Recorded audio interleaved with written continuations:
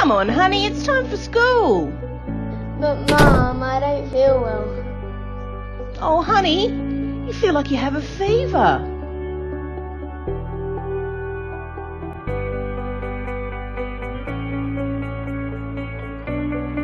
Let me check your pupils.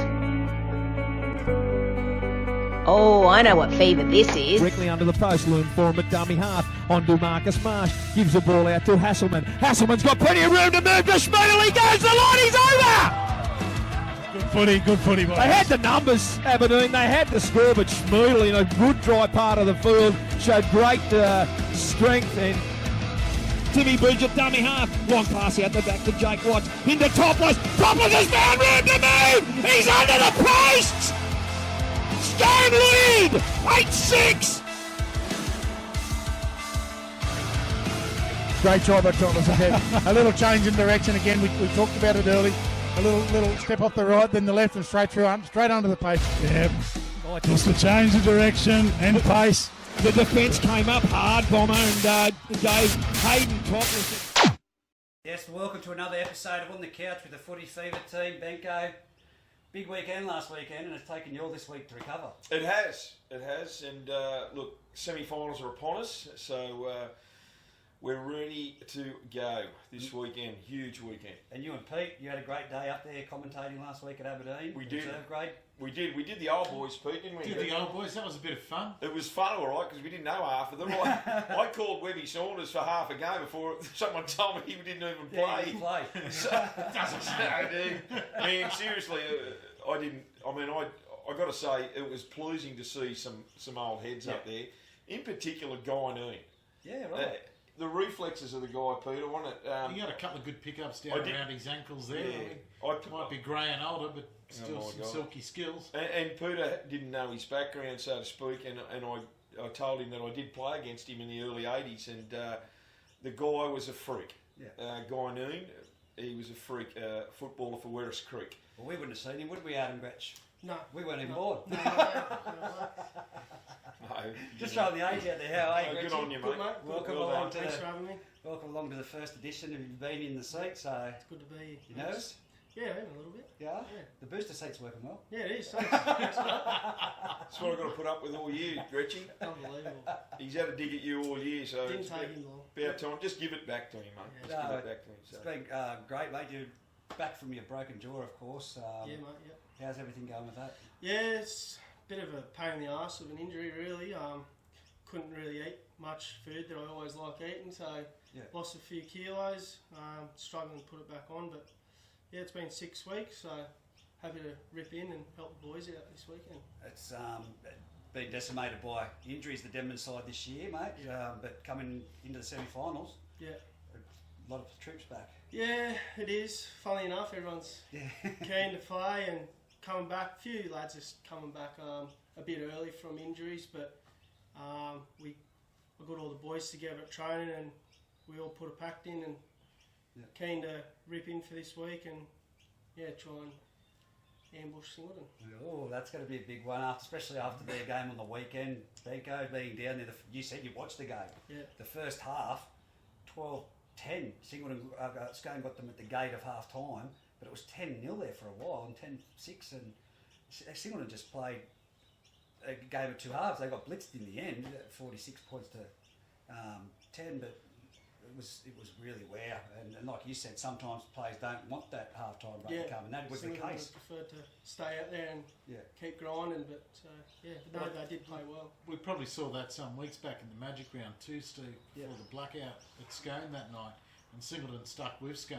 Yeah. So maybe just play the 80 minutes straight next Yeah. time they come up against them. Yeah, Benko, well, I know you didn't get to see it. Did it give Aaron Watts a chance to cut loose at half time? Well, I said whatever he said, or whatever he put in the drink, I need it. It may not have been what he said. It's probably what he yelled at them, because obviously it wouldn't have been acceptable for Watsy. Look, he's an angry ant at the best of times. But he sets very high standards, and with that squad of players he's got, he's probably entitled to set some standards, Gretchy, because there's some boys there that and Tommy Hagen was here a month or so ago, and Tom admitted that squad that they've had, the Scone boys, have been together for some 5 years. The nucleus, or there's a good bunch of them that have all been together for roughly 5 years or so, and they know each other's game exceptionally well, and there's no doubt that they have extremely high standards. Yeah. Well, we were talking about it, Grech, Benko and I, about the player of the Tui's Bengalla Player of the Year. One player that we haven't spoken a lot about is Hayden Topless, and you know he's got to be in the points. He's got to be up there. That's the number one thing with Scone. They take You know points something, off do it. you? No. No, I reckon you're lying. I reckon he knows something because he's come out now. Yeah, he's just come out. He's trying to grandstand. I reckon he knows something and saying, "Oh, I told you so." No. I don't know anything, honestly. Oh, But bullshit. Hayden Topless, he's been fantastic, and you would watch that game. Yeah, he's a damaging. He was fullback. different in that side because he didn't play a few weeks ago when Scone had it up against the rails there at one stage. But he's just the way he zooms around, and you see him looking at the defensive line, and he just moves. He'll find it. You can't match him. You know, if you're on the defensive line over that side, you're watching him going, Hayden Topless is behind that line, but then he's over the other side, and your other guy doesn't have a chance to react. So definitely something that they're going to have to be up for this weekend, Aberdeen. Yeah, if there's a little gap, you'll find it. That's for sure. Can I be the killjoy? Yeah. Oh, can I be the killjoy? Look, I know he's a very, very good player, and I know there's some very, very good players in Scone, but when the likes of Hamish Wolfgang is out, when the likes of some juniors from Denman are playing, and some reserve graders are playing from Denman, I mean, it's very easy to look good, okay? And I'm going to call it as I see it, but the Scone side, there's no doubt about it, you know, and people criticise me for what I'm saying, but I'll cop it, I don't care. But the point is that it's some players, you've got to have the ability to get through, but they're playing players that are either juniors or some players in particular are reserve grade players by their own, you know, in reality, that's what it is. And players will look like superstars.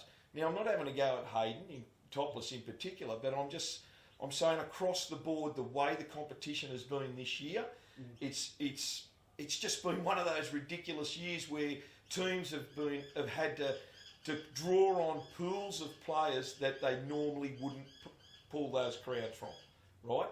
And I'm just saying that Hayden Topless has been a fantastic player for a few seasons. yeah, okay.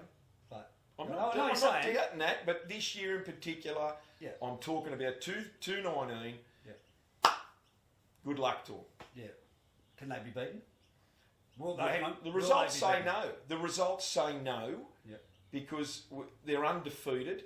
I don't know whether they'll qualify for the Clayton Cup against 4 teams. No, they're out of that. They're Okay, it's a shame because they probably deserve it the way they've played. But country rugby league have got to have some standards, and unfortunately they probably won't qualify for the Clayton Cup. But they very well could go through undefeated. There's no question, mate. But can they win it? Well, the results say they should shit it in. Yeah. No problem.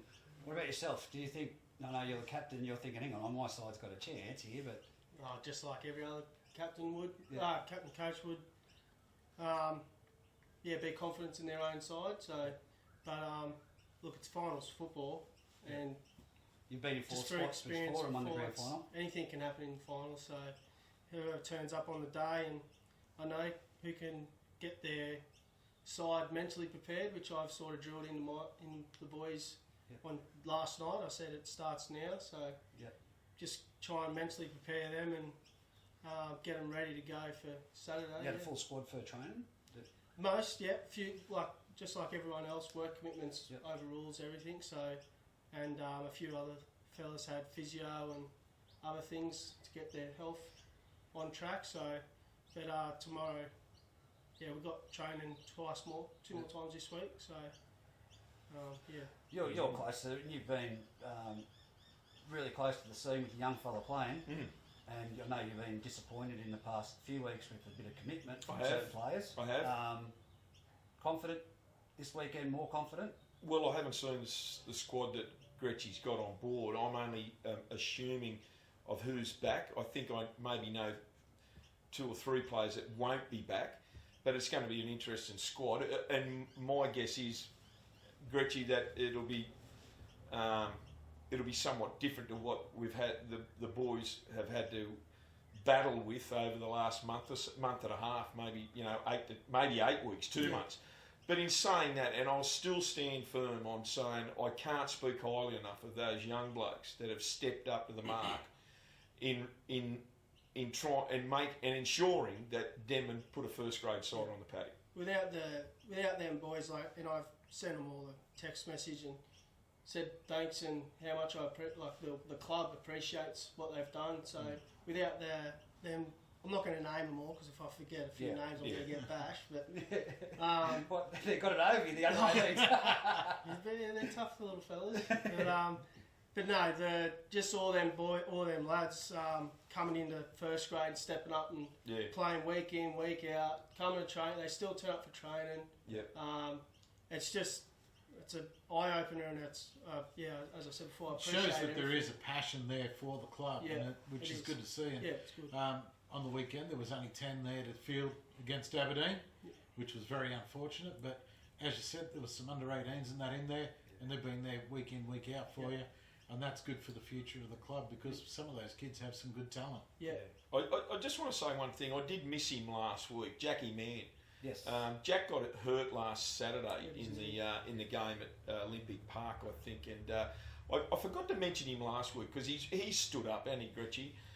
He comes off the bench in first grade, and he never takes a backward step. And the other young boy, and Pete's seen him on Sunday, is young Andy Parks. Yeah.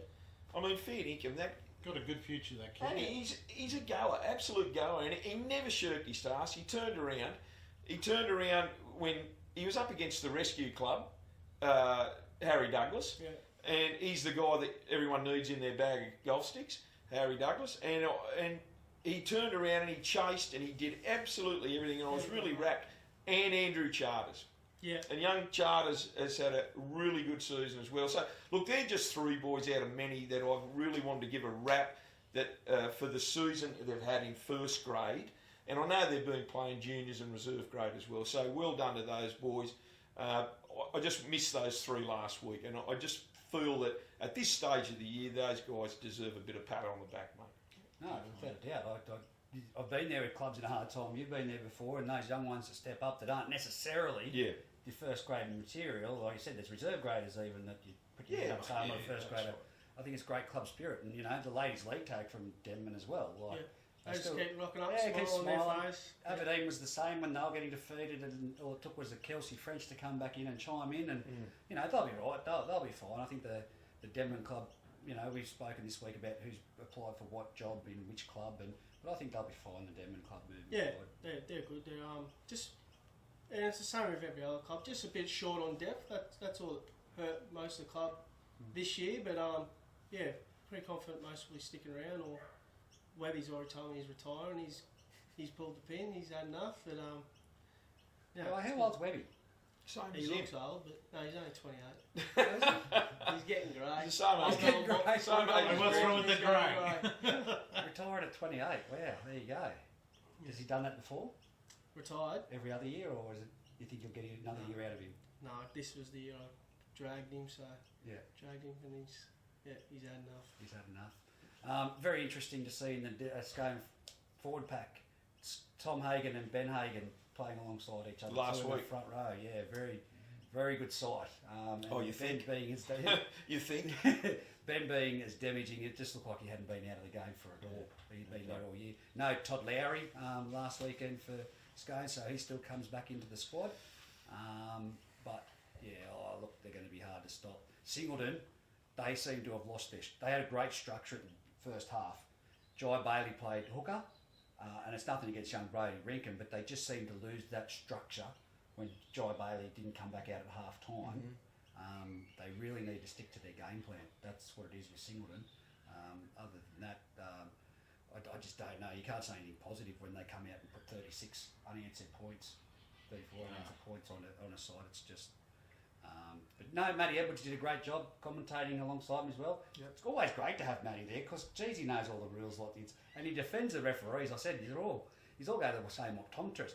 He called a try that wasn't a try. I still swear to God it wasn't a try, and he explained to me why. But Yeah, no, they all go to the one optometrist. Well, they've got an excuse for everything. Yeah. They got to stick together. That's the way it is, mate. They'll just. justify every poor decision. That's what Shane Ain does. Yeah. Now, last week was the last round of the competition, and I'll go through the ladies' league tag results. The Magpies 24 defeated the Tigers 4, Scone 36 defeated Singleton 0, and the Ramettes 58 defeated the She-Devils 0.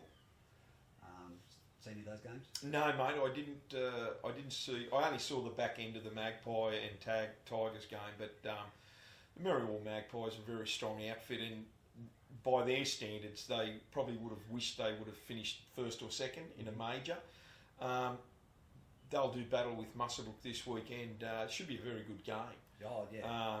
But yeah, I think the girls out there at Merriwell, they probably fancy their chances. They didn't finish far behind the top two.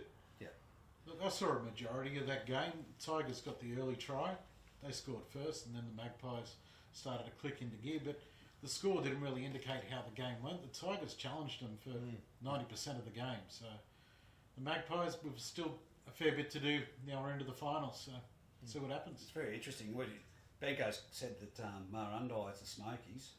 Well, yeah, I like the look of the Mavs up there.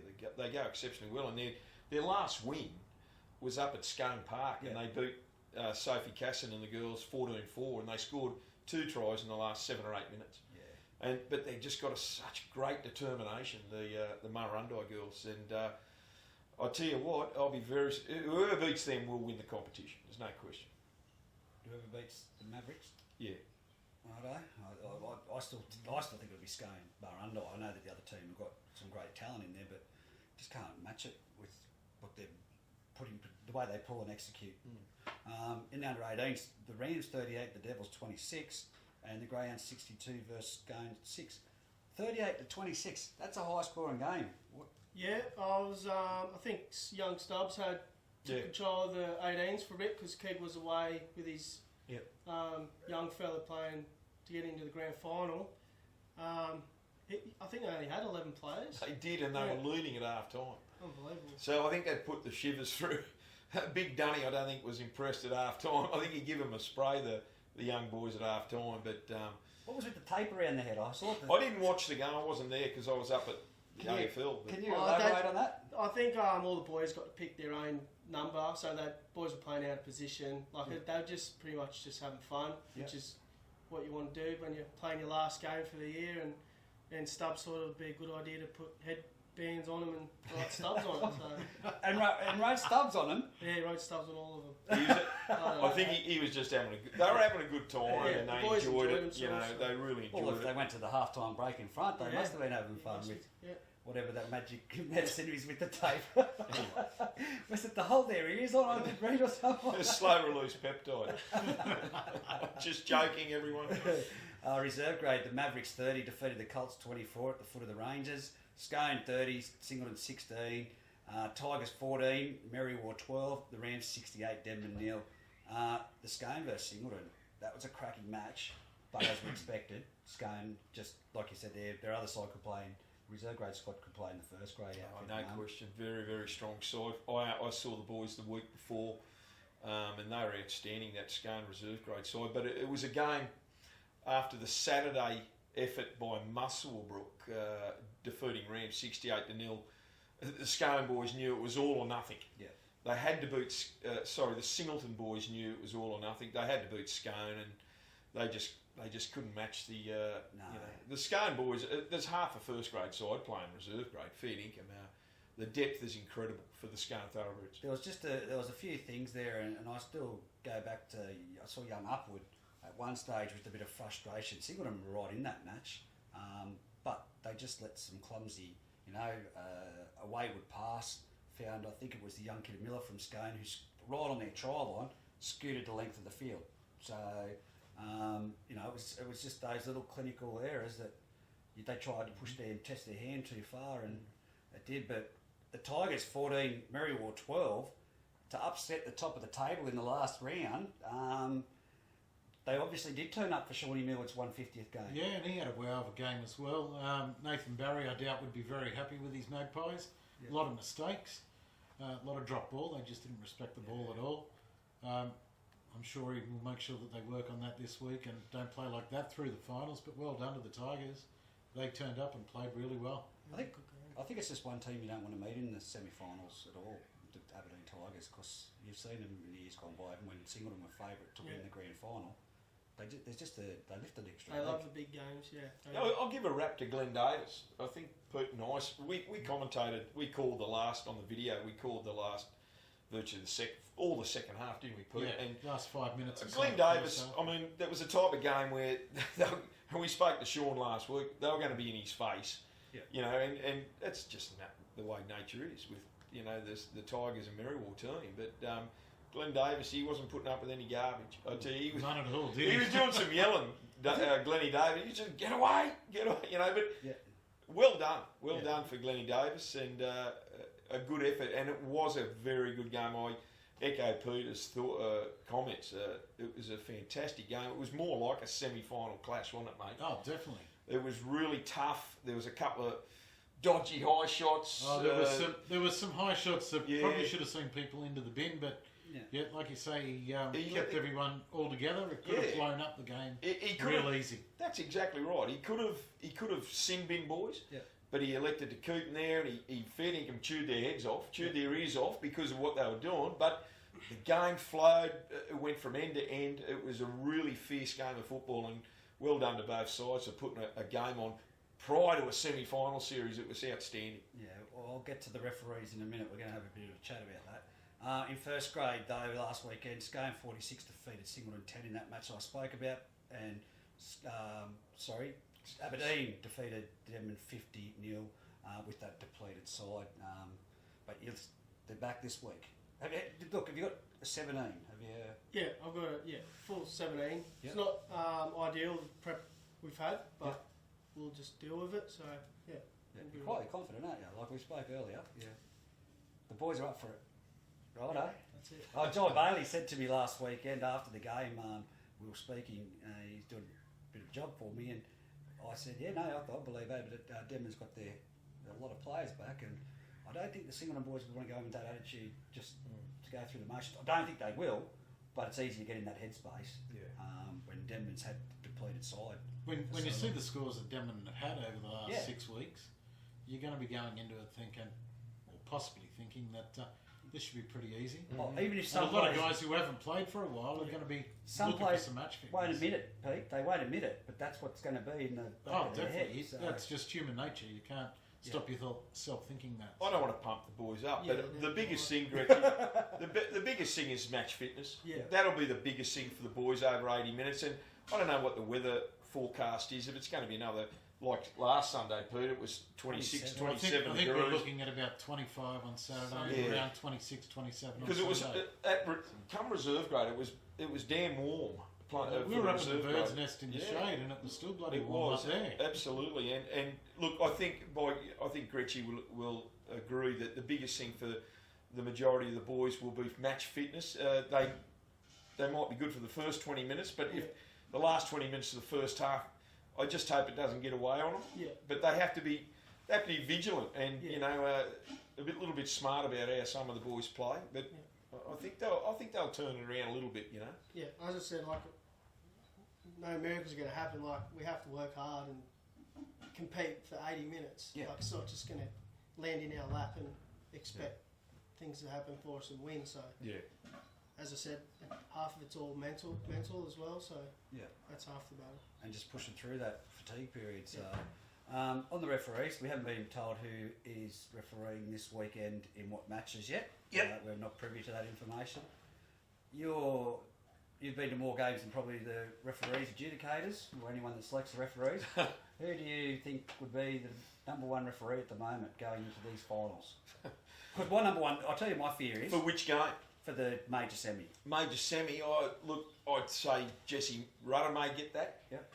And I would say Nick Martin will get the Saturday game. Yeah, right. My number one fear is now, we're at the business end, everyone's at the games. The referees haven't been really had a report done on them throughout the year. There's been the odd one. Yep. They could have asked me. Yeah, they've heard him. They've heard him. Anyway, Yeah. go. Do you feel that it should be just left to them to ref their own game and go about it? Or do you think there's going to be, guys, you need to focus on this and there's going to be that extra pressure on the referees as opposed to what it's been throughout the whole series? There's always pressure on the guys. I think the key thing to all the teams are, I mean, I've seen some unbelievable things this year. I just hope that they let the games flow. Yeah. There was a game, and I won't mention who it was, but there was a game where it might have been 50-0, 60-0 in a reserve grade clash with 5 minutes to go, and the referee pinged the side that just let another try in to Off make the it kickoff. 50 for being offside at the kickoff. I do remember that. I mean, I couldn't go off hard enough, but I didn't because I think it was a reserve grade game. But it's just little things like that just are irrelevant at that point in time. Let the games flow, boys, unless, penalise if there's garbage in the game, penalise it. But for stuff like that, my biggest beef with referees' decisions is if you're going to find an offside penalty in the first 5 minutes of the game, well, don't not find another offside penalty for 50, 60 minutes of the game. Yeah. And it's the same with a ruck infringement. If you're going to find a ruck infringement after 5 minutes of the game or within 5 minutes of the game and not find another one for another 60 minutes, you're not being fair dinkum. Yeah. And that's it. I'm not going to carry on about it because we could do a whole episode on my dribbling of referee decisions. But I just want the game to flow, and if there's any garbage in the game, call it as you see. Yeah, I totally agree. My thing is I don't want the referees to be told you've got to concentrate on the ruck or you've got to concentrate on the... But they miss everything 10 else. They miss other shit. If you're going to focus on one particular aspect of a game, you're missing other important stuff that people are getting away with or whatever, mate. Yeah. Just referee the game as you see it. And if there's garbage in it, jump on it straight away. So basically what Benko's saying is do the Dave Windle, put the earplugs in and just referee your own game. Dave, I think Dave's had a fair season, to be quite honest. That's why I'm being honest. You know. What's your thoughts? You've obviously think about the referees going into the match, and I just reckon it's finals football. Games are going to get heated. Yep. Games are going to be up more tempo. Blokes are going to be having a bit more of a crack. Yep. I reckon just let it go. Yeah, unless let it there's flow. rubbish, just Sorry. let it throw. Yeah, the boys will If sort you're it seeing out. blatant garbage, Yeah, obviously. like any headshots dog or whatever, shots and deliberately that. trying to clean someone up, then blow your whistle. Other than that, keep it in your pocket. Yeah. Let it all go. I'm really excited for Then we're all the happy to see under-18s some matches, footy. but we'll go through the minor semis. Yeah, mate. We're calling them at Pertec Park this weekend, right through from the Ladies League tag to first grade. In the Ladies League tag, Maryborough versus Musselbrook. What's your tip, boys? Well, Musselbrook at home a few weeks back when Marywar travelled over here, they got beat. They did have a couple of girls out on that day. Marywar should be able to beat them, but it's a flip of a coin. Benko? My number one thing is I've got to be honest. I haven't seen the Musselbrook girls play, so it's tough for me to select in that match. I've only seen the Marywar girls for half a game, but I can only go. They're only six or 3 wins away from them all year, 6 points behind. But I'll go for the upset. I'll go for the Rams to defeat them. You can pick on this one. Well, if the Rams have been short on players for a few games, so if they can field a full strength side, I've seen the Marywar girls play. They dig in all the time. They always have a good crack, so that'll be a good game. But I was still on the fence for this one. Look, I think I'm a bit like Reggie because I've got a soft spot for Marywar, and the girls won the CRL 9s as I've banged on about all year. But the Musselbrook Williams girls, if they combine well, they put on some fluid displays of football. They do. So, They do. the under-18s Tigers versus Scone. Look, there's been that many draws in the under-18s competition. All I'm going to say is get there early. You're going to see some great football. Anything could happen, couldn't it? Yeah, It's either going to be real close or one side's just going to walk away with it. No, the Tigers, they've had a great under-18 side up there, but, Scone coming off the back of that defeat against the Greyhounds, they're going to be, no doubt, like yourself, a couple of extra training sessions, and look, I'm just going to say that that's going to be a close match. Yeah, I watched the Scone game the week before when they put Denman's season to bed because they had to win. And I think a lot of stuff revolves around young Jackie Pennell. So he'll have some big boppers running off him, and it's a tough call. I might go for a Scone victory. You're not going to tip? I'll just say the Tigers. I've seen the Aberdeen young fellas run around a bit. I reckon if they play 80 minutes, I reckon they'll beat Scone. Yeah, look, I'm going to go Rams. I haven't seen any 18s, but I'm going to go Rams just because Tigers Scone. Yeah, I've looked at the right game. That's right. That's the next game I'm looking at. Well, right, no. Tigers versus Scone. We're going to tip the Rams. Don't worry, Reggie thinks you're the only one that's made a mistake this year, mate. No, Well, there you go. The Look at bloopers reel's awesome, but that. Didn't read the board properly. Tigers versus Scone, I'll tip the Rams. That'll do me, Pete. That's one for the memory. I'm with you, Pete. Reserve grade. Aberdeen versus the Rams. A hard one for me because, like I said, Aberdeen and reserve grade, they're always up for it. This is where they lift the league. This is a game and a half, mate. Oh, I think that Pertec Park's just going to come alive all 4 days this weekend. This will be a cracker of a game. If you don't mind me going first. Go for it. Aberdeen were sensational last weekend, and in their defeat of Merriwar. But the Rams will be firing. Look, I don't know if the big fella Liam Dunn will be playing. I have a feeling that he might have junior rugby league duties because of the ridiculous decision to bring the games forward a couple of hours. But anyway, that will He be doesn't hold back, does he? that'll be a major blow for the Rams because they need some big boys there to compensate the likes of Liam Wilton and Timmy Cameron. When he came on last week from the bench, had a blinder. Yeah. Seriously, but big Liam Wilton, Pete. Liam Wilton was outstanding last week, and he wasn't the only one. There was a stack of them, and I think the key to this year is how the Rams can get on top of Sean Millwood early. That might be the key to this game for a Rams victory. The pocket ref. No, I'm not calling that. But I think everything revolves around how Shawnee starts that game. If that battle between him and Luke Cameron might be worth the admission alone. Yeah, I can't believe you just laughed at when I called him the pocket ref. You're just as bad. Oh, the Jesus arms up. I'm going to go for a Rams victory. I'm going to go for an upset. Mate. Well, I haven't seen the squad, to be honest with you. I haven't. No, well, neither have I. No, but I haven't seen it for weeks on end, so... But they scraped in last week with a points differential over the Singleton boys, and Singo would be absolutely spewing over that, losing 2 weeks in a row. But I don't know. I reckon these boys can nearly go all the way. It'll be an interesting one, Pete.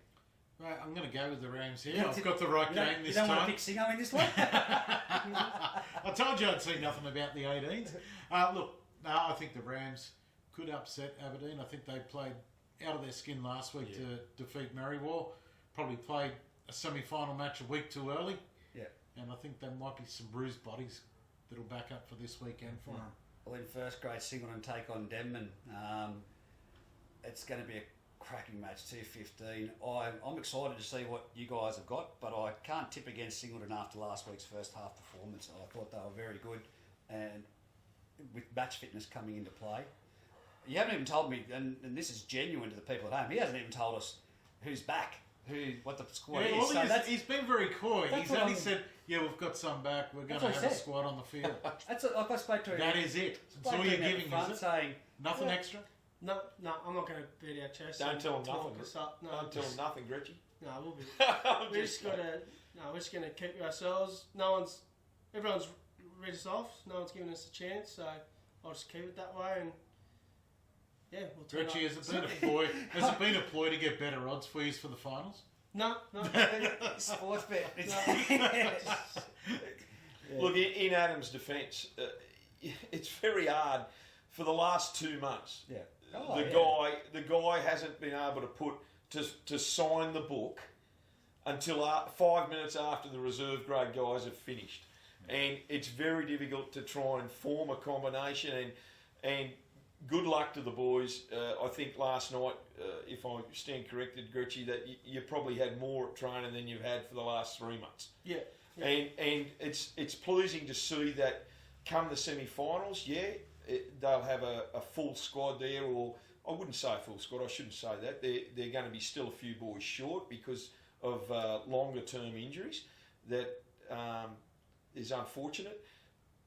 But I promise you, I reckon that they'll be up for this clash. Well, Pete, I'll tell you right now, I'm going to sit here and go, Luke Rees, Dan Rees, Josh Scrimminger, Adam Hamilton, Paula Dinnervalu, the list just goes on, but he's not going to give anything away. Not a thing. Just smiles at the camera. Oh, yeah. I think it's going to, and I thought, good on him. I'm looking forward to the suspense. I think it's going to be great to see the squad in. Probably text it to me an hour before the game, will you, so we can get it. Not even that. No, joking. No. The But major. I think in this one, Singleton could be their own worst enemy, have in the back of their heads that it's Denman were taken on after the big scores that have been put on them. Yeah. I think that if they play, what are their names? The brothers from up at Ipswich that coached up there, that played in the NRL. Walker brothers. The They Walker played brothers. a bit unorthodox, optional restart, kicking out. I'm not giving you, stripping the ball over the try line and intending to score. Yeah, I'm not giving you what it is, but he's just there going. Oh, I think Singleton will rely really heavily on James Bradley, Jimmy Bradley, Will Neuenhouse, and also Tommy John, TJ Johnson. Yeah. So the little men have been their key this year, along with Brodie Rinkin. The little men this year have run riot against Denman in particular, because I haven't seen them play anyone else, obviously. But those four guys in particular, you guys, Gretch, you will have to certainly be really urgent around your ruck. Yeah. Your ruck defence has to be absolutely spot on this week if you're going to control those four boys. I don't know if Brodie Rinkin will play. Probably will, because the reserve grades are out. Boys are out this year. But if those four boys are playing, Denman cannot turn their back on them. They can't shut their eyes. They've got to watch their every movement, or they'll run right. Especially if they've got Cody Argent coming off the bench and Nelson Gardner. I think your big boys, like I've watched the footage over the past couple of weekends of the Denman game, and you're going to need 70 minutes, 80 minutes out of Pritchard. Well, and he's going to have to go back to his old style of just going hammer and tong at it. Yeah. Like if he's going to be the leader at the pack, he needs to stamp his authority. Another thing is Frank Paul's second phase play. Yeah. Frank Paul has been, the last few times I've watched him, he seems to be getting into a better groove, and I don't know how he does it, but he's a mountain of a guy, but he just finds a way of having his hand, the ball looks like a peanut in his hand. He's got such big hands, and he'll find a way to unload in traffic and with guys all around him. He just unloads. So they've really got to wrap up that second phase play by Frank. One of the scary things I saw last weekend, and you would have seen, Frank Paul got knocked out, and he did the Jeff Tuvey after he played the ball. You would have seen that. I was a bit concerned about that. So, and that wasn't from anything malice. That was just solid contact with this game. But Dale Watson's been the same. I should. And Rinkin. Yeah, before we go forward, but Dale Watson, the last time the boys played Singleton, Dale Watson was super. He Ethan Edwards. He was unbelievable. Well, I didn't see Ethan play the last time, but Dale Watson had a fantastic game the last time Denman played Singleton. And Morgan Emmons been doing a fantastic job on the wing too. Anyway. Singo's with Scone have their big name players, but with Singleton, I think they play well as a team, and you've seen that as the year goes on. They were a bit rusty at some stages in parts of the game, and as the year gets on, they've gelled really well. And you can see it as the year progresses. You packing into a scrum against Jai Bailey, the old cattle dog call, Well, I just got to try and keep my mouth shut. I think that's easier said than done. Yeah. Well, the major semis on Sunday at Scone Park. The ladies' league kicks off at 10 a.m. Scone versus Marundai. I think Marundai are up for this. I like the Scone girls. I haven't seen Marundai girls play this year. Scone I've seen a couple of times. Very well drilled side. They're critical. But Marundai are up near the top of the table for a reason. Yeah. And into the major.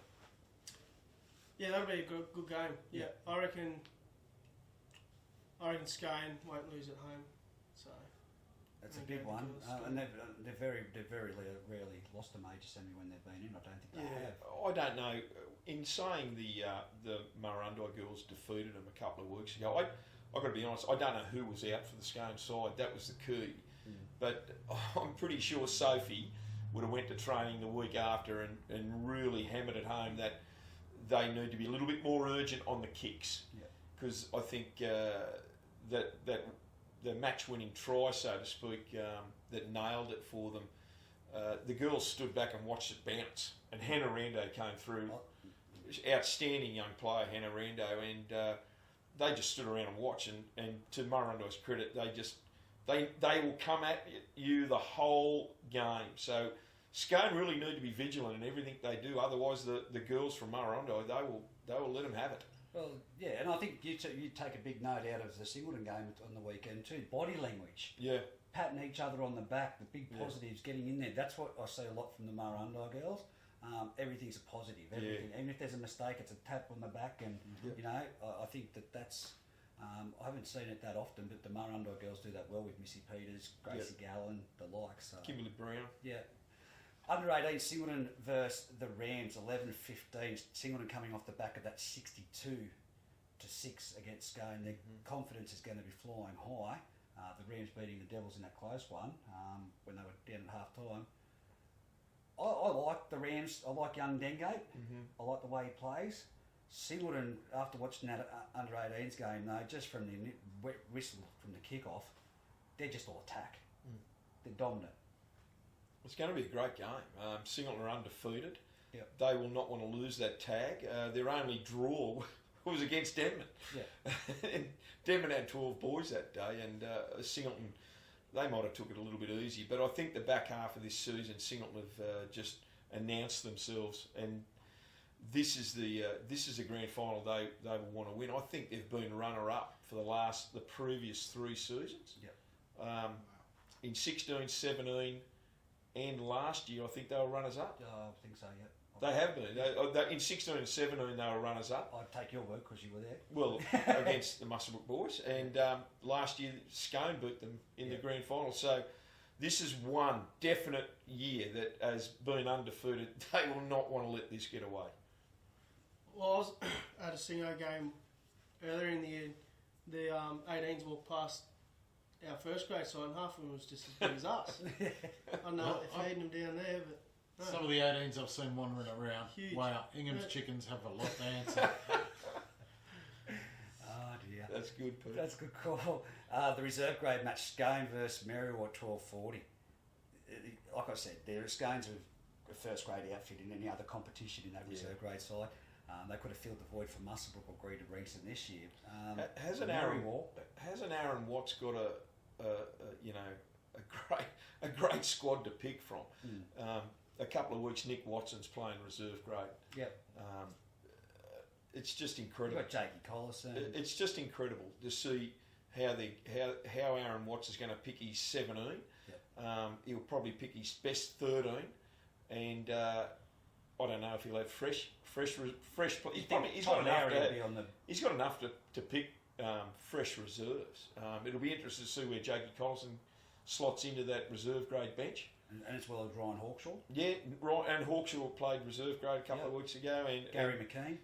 Yeah, my fair dinkum. The names just keep rolling off the tongue. But Freddie Adams. And he didn't play. Freddie Adams didn't play. So Aaron Watts has got a dilemma, but a very good dilemma on his hands. I'd hate to be picking it. Like on the weekend, Freddie Adams didn't play. Ronan had him playing in the centres. Yeah. And you got Todd Lowry coming back. It's not a bad problem to have. But the only thing is Radford's out. Radford's gone. Mick Radford's out, as we know. I couldn't drop Jakey Collison and those boys after they've been there all year. No way. Jake Collison, the goods. Every game that I've seen Jake Collison play, he's been super, absolutely brilliant off the bench. Yeah, I'm gonna go Scone in that one, but tight. Merrywall's going to be there though. I'm not writing them off. Like I said, I've got a soft spot for them. So, but I just think Scone with that first grade outfit. If Merrywall win this weekend, I could nearly say hands down, I reckon they'd have the confidence to win the grand final. Look, you'd have to have confidence if you could get over the top of Scone. Yeah. They are a great outfit, well drilled. Like you say, majority of the guys in that reserve grade side could play first grade. But Maryborough Magpies, for the upset after losing last week, they won't lose a second game. They would have learned a lot from last week, Reggie. Pete and I had a brief discussion. They did make too many errors, mate, by their standards. Their ball security wasn't great, and I'm pretty sure Nathan would have absolutely jammed it home on Tuesday night at training. So I can't see them winning, but I think they will give it a hell of a shake.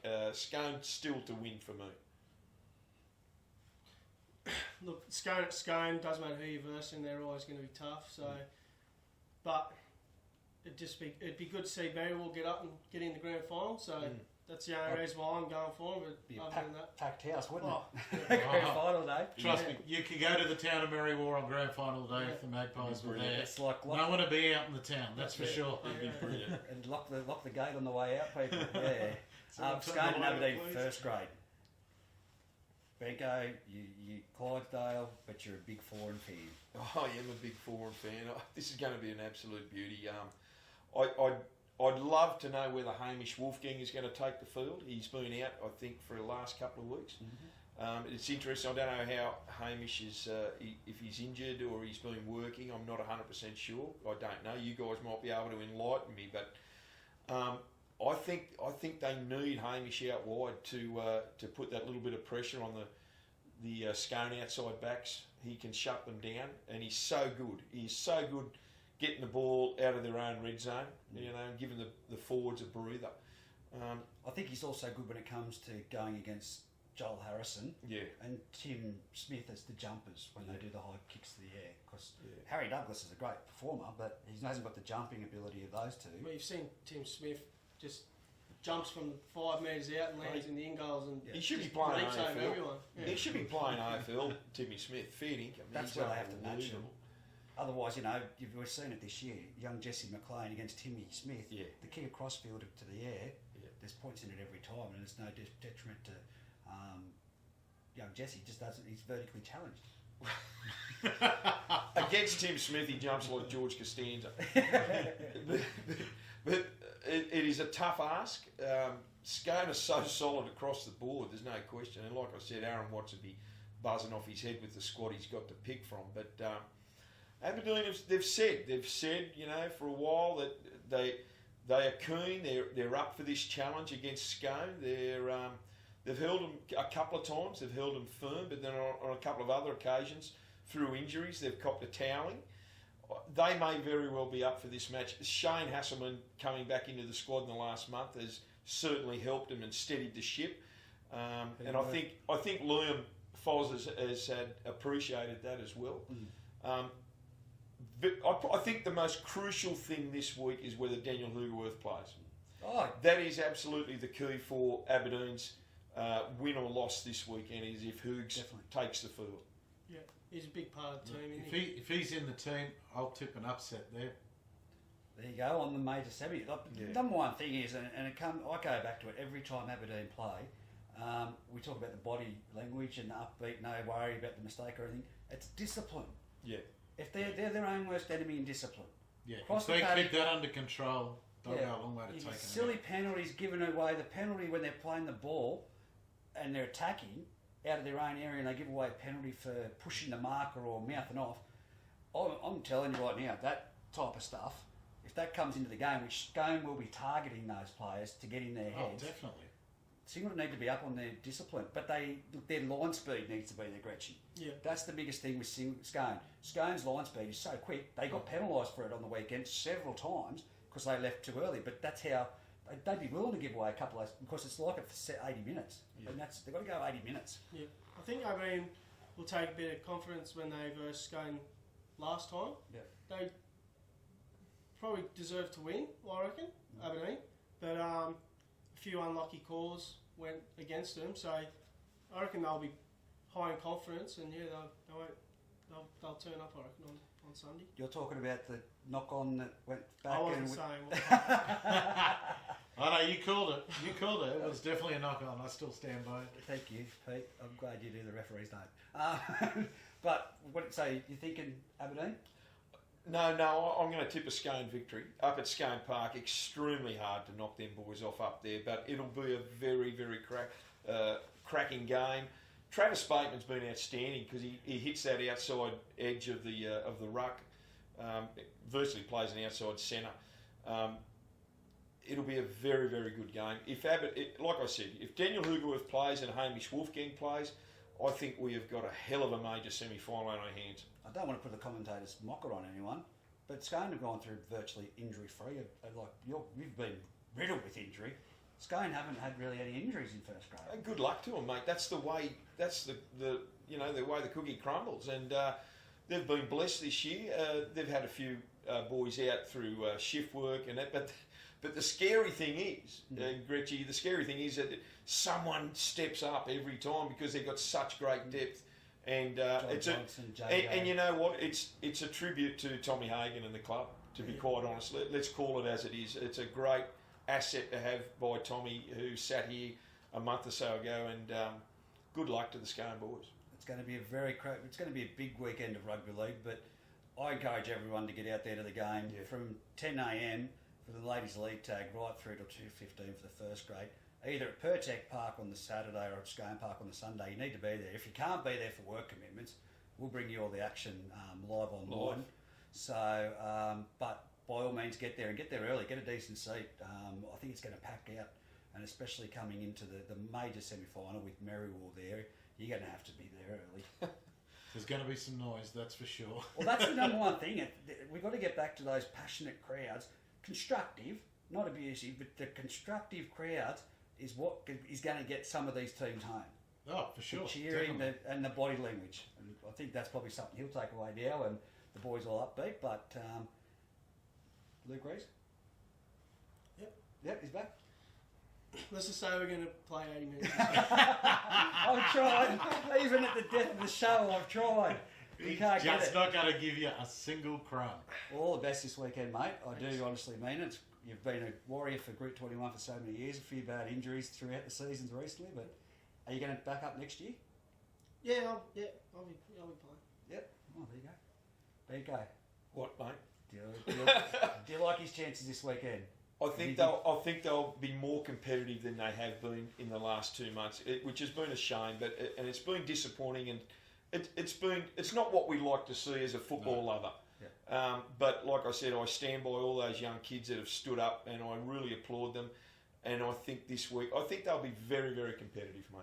I think so too. Pete, before we go, I'm just going to ask you, your tip for Player of the Year. Are you going to change it, or who are you going to go with? Right, I forgot who I picked. Clydesdale. Right. That's right. Let's stick with that. Righto. You sticking with it? Yeah, me. No, I said, is he sticking? You've already picked 4 and hands down. It's a hands down. I'm going to get him to sign your shirt this year for you when he's finished playing. I'm happy to do that. Or a one-on-one date. But no, thanks very much for your time, Benko, and a great effort by everyone on the Footy Fever panel has been this year, fun involved. All the boys.